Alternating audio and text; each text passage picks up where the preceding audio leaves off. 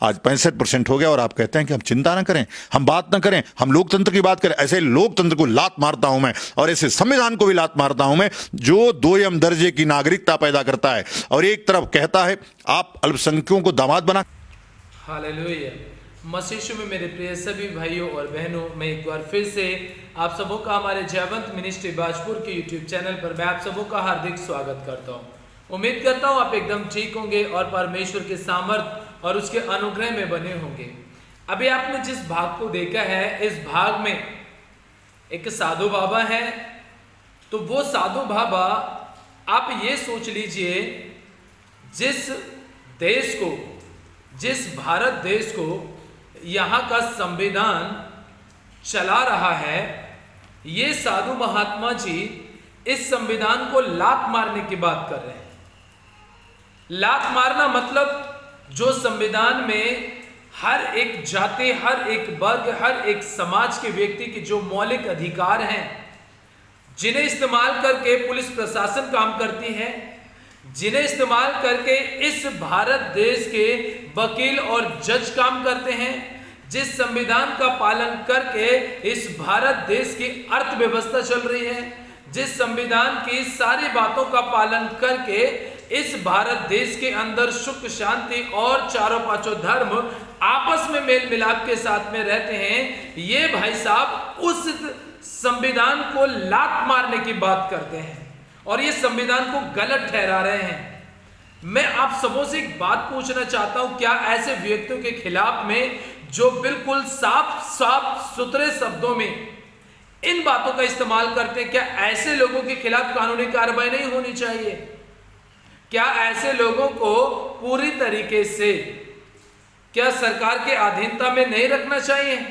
क्या पुलिस प्रशासन को इन सब वीडियो को देख करके क्या जांच पड़ताल नहीं करनी चाहिए?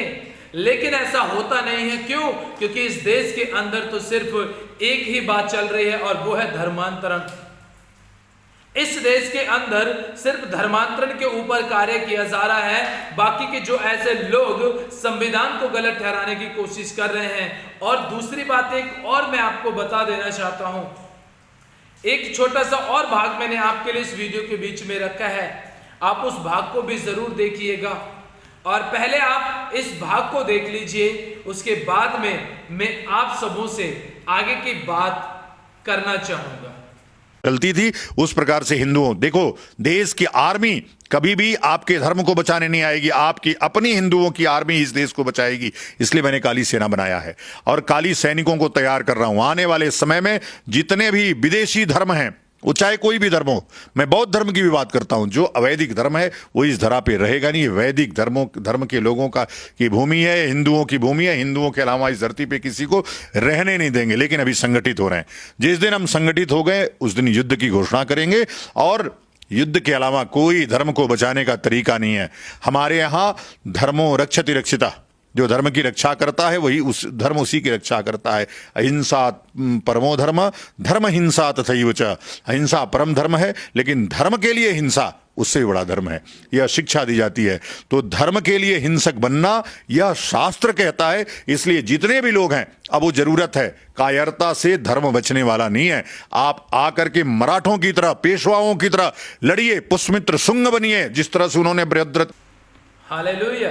प्रियो, अभी आपने देखा होगा, आपने इन भाई साहब की और बात को सुना होगा, तो जबकि बड़े गर्व के साथ में कह रहे हैं कि हम एक ऐसी सेना बना रहे हैं। वो सेना क्या करेगी? वो काली सेना इनकी, वो ये काम करेगी कि जितने भी विदेशी धर्म हैं, अब उन विदेशी धर्मों में चाहे वो कोई सा भी हो, यहां तक कि उन्होंने बौद्ध धर्म को भी विदेशी धर्म ठहरा दिया। इन सब बातों को लेकर के क्या बताना चाहते हैं और क्या संदेश देना चाहते हैं?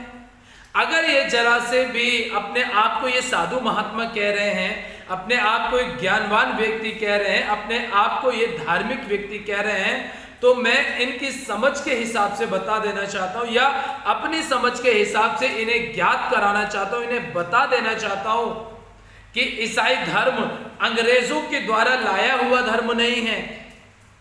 अंग्रेज लोग जब भारत के अंदर आए थे तब ये धर्म नहीं आया।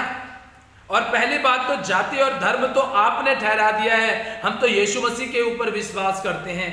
यीशु मसीह का नाम अंग्रेज लेकर के नहीं आए। अगर मेरे ये भाई साहब थोड़ी बहुत भी हमारे इस देश के सभी धर्मों की अगर इन्हें नॉलेज होती, इन्हें ज्ञान होता, तो वो इस बात को कहते भी नहीं कि ईसाई धर्म अंग्रेजी धर्म है। वो इस बात को समझ जाते कि जिस समय पर सन 52 ईस्वी थी, जब 52 AD में प्रभु के दास संत थॉमस जब वो भारत के अंदर आए थे, तब उन्होंने यीशु मसीह का नाम प्रचार करना शुरू किया था।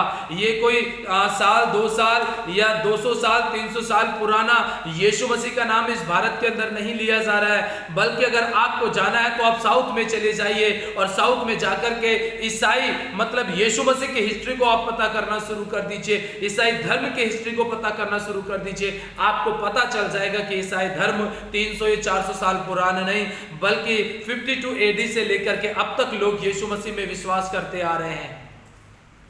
तो ये बात अपने दिमाग से निकाल दीजिए। अगर आप पढ़े लिखे समझदार व्यक्ति हैं तो आप समझ जाएंगे कि ईसाई धर्म अंग्रेजी धर्म नहीं है।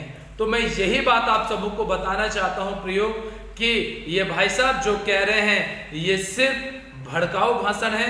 ये लोगों को आपस में तोड़ मरोड़ करके लोगों के बीच में हिंसा फैलाने की बातें हैं। और मैं विशेषकर आप सबों से ये कहना चाहता हूं मेरे मसीह भाई बहनों, कि सब लोगों ने बैठ कर के अपनी योजनाएं बनाना शुरू कर दिया है। तो आप भी घुटने पर आ जाइए और प्रार्थना के साथ परमेश्वर की योजना को जानना शुरू कर दीजिए। अन्यथा आने वाले दिनों में आपको एक भयंकर विपत्ति का सामना करना पड़ सकता है, और वो विपत्ति किसी और के द्वारा नहीं वरन इस भारत देश के लोगों के द्वारा ही उस विपत्ति का आपको सामना करना पड़ सकता है। इसलिए शैतान ने अपनी पूरी योजना बना ली है, तो आप भी परमेश्वर के साथ अपने स्वर्ग जाने की योजना को बनाइए और परमेश्वर की अधीनता में रहकर परमेश्वर का धन्यवाद कीजिए। इस वीडियो को बनाना मेरा यही एक मकसद था कि जो व्यक्ति इस देश के संविधान को गलत कह रहा है, तो इसका मतलब ये कि उसकी मानसिकता इस देश के लोगों के प्रति कैसी है, यही चीज मैं आपको बताने के लिए मैंने इस वीडियो को बनाया। और मैं आप सबों से विनती करना चाहता हूं, यदि यह संदेश आपको अच्छा लगा है, इन वीडियो के द्वारा कुछ चीजों को आपने सीखा है, तो जरूर अपने सभी लोगों को इसे शेयर करें। और यदि चैनल पर नए हैं तो जरूर इस चैनल को, हमारे जयवंत मिनिस्ट्री बाजपुर के यूट्यूब चैनल को जरूर आप सब्सक्राइब करें और बेल आइकॉन के बटन को भी प्रेस करना ना भूलें। मिलते हैं फिर एक नई वीडियो के साथ, एक नए परमेश्वर के सामर्थ्य वचन के साथ में। तो इसलिए मेरे परमेश्वर यहोवा पिता पुत्र और पवित्र आत्मा परमेश्वर का अनुग्रह प्रेम दया शांति हमेशा आपके जीवन में बनी रहे। तब तक के लिए आप अपना अपने परिवार का ध्यान रखिए, प्रभु के साथ योजना बनाइए। परमेश्वर आप सबों को आशीष दे। सभी को दिल से जय मसीह की।